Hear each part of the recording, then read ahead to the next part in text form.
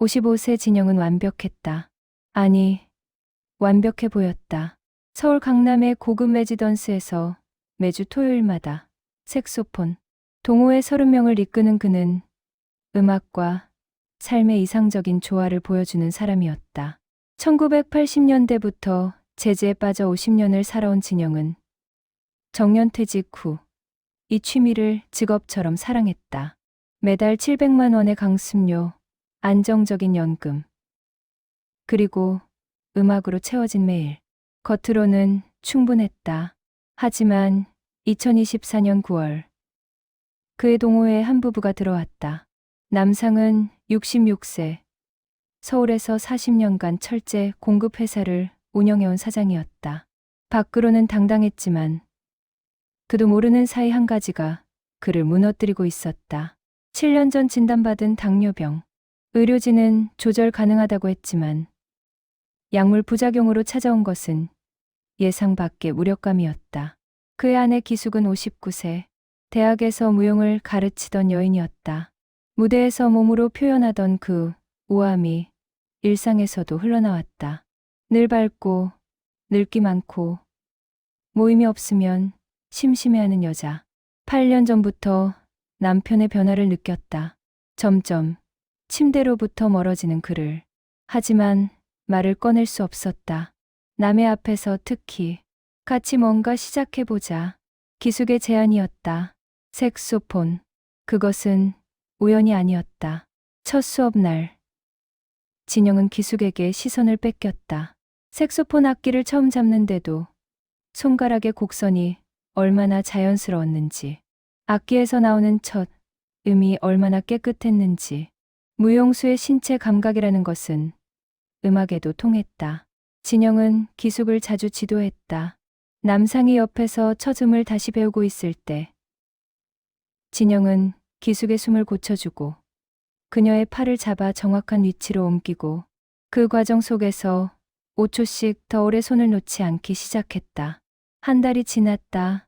기숙의 남편 남상은 회사 일로 몇 번 수업을 빠졌다. 진영은 그 빈 시간을 소중히 생각했다. 기숙은 웃음이 많아졌고 진영은 자신도 모르게 수업 시간을 5분씩 늘렸다. 2달째 진영은 기숙에게 개인 레슨을 할 필요가 있다고 말했다. 그룹 수업만으로는 진도가 안 나간다는 이유로. 기숙은 알고 있었다. 그것이 진짜 이유가 아니라는 것을. 하지만 그 말을 거절할 이유도 없었다. 남상을 모르는 사람은 없었다. 50년을 한결같이 일해온 사람. 직원들에게는 까다로우면서도 공정했고 같은 업계 사람들과는 술과 담배로 허물없이 지냈다. 겉은 튼튼했다. 하지만 밤 11시가 되면 화장실에 가서 혈당을 재고 약을 먹고 거울을 본다. 그 거울에는 예전의 남편이 아니라 무언가가 부족한 남자가 서 있었다. 더 이상 아내를 안아줄 수 없는 남자. 아내는 그것을 말로 표현하지 않았다. 그러나 손길의 변화로 알 수 있었다. 밤이 되면 침대에서 한 뼘 더 멀어지는 그 거리. 그것이 얼마나 크게 느껴지는지 남상은 매일 밤 계산했다. 색소폰을 배워봐 라는 아내의 제안. 남상은 그것이 진짜 의도를 모를 리 없었다. 뭔가 해보자는 것. 우리 둘 다. 하지만 악기를 쥔 지 한 달이 지나자 그 의도가 흔들렸다. PART4, 그 사이의 거리. 기숙은 개인 레슨을 받기 시작했다. 월요일 오후 3시. 진영의 강습실. 1시간에 15만 원의 비용. 남상은 회사에 있고 동호회 사람들도 없는 시간. 첫 번째 개인 레슨. 진영은 기숙의 호흡에 손을 얹어 조절하는 척했고 기숙은 그 손의 온기를 느꼈다. 우리 남편의 것과는 다른 온기. 따뜻하고 확신에 찬 그것. 5번째 개인 레슨. 진영이 기숙에게 물었다. 당신을 보고 있으면 시간이 멈춘 것 같아. 알아? 라고. 기숙은 대답하지 않았다. 하지만 그 다음 달, 그 시간을 더 자주 만들었다. 문제는 여기서 시작되지 않았다. 문제는 훨씬 더 복잡한 곳에 있었다. 남상이 느꼈던 가슴의 철렁임. 그것은 질투가 아니었다. 오히려 반대였다. PART 5 진짜 진실. 2024년 11월. 남상은 의료진을 찾아갔다. 한 달에 한 번씩 다니던 단골이가 아니라 특별한 진료를 위해. 남상은 의사에게 물었다. 정말 아무것도 안 되나요? 의사는 말했다. 약물 조절로 개선될 수 있다고. 하지만 시간이 필요하다고. 그 말을 들으면서 남상의 눈에 눈물이 났다. 희망이 아니라 절망으로. 왜냐하면 그는 이미 알고 있었기 때문이다. 자신의 아내가 다른 남자의 팔에 안기고 있다는 것을. 그러나 남상이 느낀 감정은 분노가 아니었다. 그것은 죄책감이었다. 자신 때문에 아내가 다른 곳을 찾아다니는 것 아닌가 하는 자책. 자신이 남편 역할을 하지 못한 것에 대한 무거운 죄책감. 남상은 결정했다. 아내를 그곳으로부터 돌려올 것이다. 하지만 방법이 문제였다. 싸움? 그럼 더 멀어질 것이다. 위협. 그건 아예 남자답지 못한 것이다. 그는 다른 방법을 생각해냈다. PART 6 운명의 만남. 2024년 11월 15일. 목요일 오후 6시 30분. 동호회 정모 장소. 강남의 라운지바. 어느 수요일과 다르지 않은 토요일이었다. 동호회 회원 30명이 모여 함께 연주하고 술잔을 기울이고 웃음이 터졌다. 그런데 그날따라 뭔가 달랐다. 진영과 기숙은 옆자리에 앉아 있지 않았다. 정확히는 앉아 있었지만 사이에 남상이 있었다. 그리고 남상이 기숙의 손을 잡고 있었다. 자연스럽지 않은 각도로. 마치 팔이 그 손을 놓지 않겠다는 선언인 것처럼. 진영은 남상의 눈을 봤다. 남상도 진영을 봤다. 그 시선 속에는 복잡한 것들이 있었다. 분노, 절망, 그리고 뭔가 다른 것. 진영은 그것을 읽지 못했다. 하지만 느꼈다. 뭔가 잘못됐다는 것을. 그날 밤 진영에게 문자가 왔다. 남상으로부터. 글귀는 짧고 단호했다. 내 아내와의 관계는 여기서 끝입니다. 당신이 준 그 시간들, 당신이 주지 못한 것들도 모두 끝입니다. PART 7 돌이킬 수 없는 것들. 2024년 11월 16일 금요일 새벽 2시 47분. 진영은 잠을 이루지 못했다. 그 문자를 15번 읽었다. 20번 읽었다. 마지막엔 50번을 읽었다.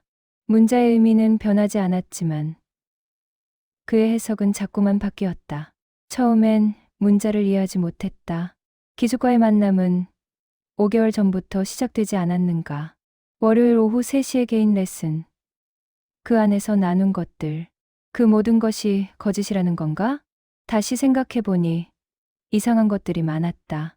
기숙이 결국 5번째 개인 레슨 이후로는 오지 않았었다. 문자로만 바쁘다고 했었다. 당시엔 그게 기다림의 신호라고 생각했는데 혹시 거절이었나? 진영은 거울을 봤다. 흰머리가 많아진 자신의 얼굴. 55세. 아직도 도시의 어딘가에서는 자신을 멋진 남자로 봐주는 사람이 있을 거라고 생각했다. 하지만 거울 속 남자는 그보다 훨씬 더 오래 보였다. PART 8 남상의 계획. 동시에 기숙과 남상은 자신들의 침실에 누워 있었다. 침대의 가운데 베개 하나만큼의 거리를 두고 기숙이 먼저 입을 열었다. 남편, 오늘 뭔가 이상했어. 왜 그랬어? 남상은 대답하지 않았다. 얼굴은 천장을 향하고 있었다. 기숙은 남편의 표정을 볼 수 없었지만 그의 어깨가 일렁이는 걸 느꼈다. 우리가 언제부터 이렇게 됐어? 라고 기숙이 물었다. 남상은 천천히 고개를 돌렸다. 그리고 아내의 눈을 봤다. 아내의 눈 속에는 죄책감과 그 뒤에 숨겨진 뭔가가 있었다. 남상이 말했다. 내가 잘못했어. 너한테 충분하지 못해서. 하지만 그게 전부가 아니야. 난 지금 이 순간이 우리가 다시 시작할 수 있는 기회라고 생각해. 그 남자는, 그건 내 탈출이 아니야. 그건 내가 너를 잃을까봐 두려워하는 마음이 만든 환상이었어. 기숙은 남편의 말을 이해하지 못했다. 뭔가 이상했다. 남상이 이렇게까지 자신을 얘기한 적이 있었나?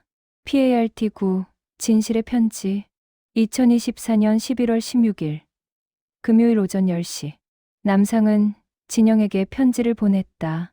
문자가 아닌 손으로 쓴 편지. 봉투에 담긴 정중한 편지.